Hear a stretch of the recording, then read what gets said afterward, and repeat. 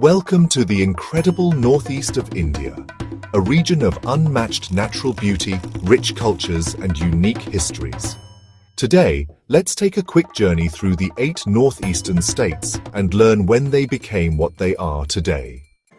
Known as the Seven Sisters and One Brother, these states are connected to the rest of India by a narrow corridor and are home to over 200 ethnic groups.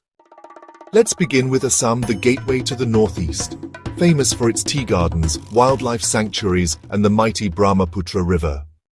Next, Manipur, known for its classical dance and the floating islands of Loktak Lake.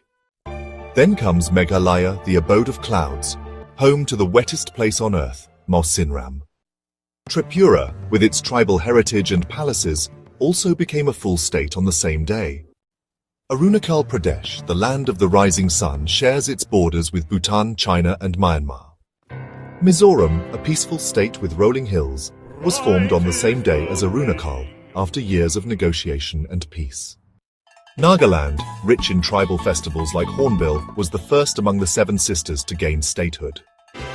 And finally, Sikkim, often called the brother of the Seven Sisters, was an independent kingdom until it merged with India through a historic referendum.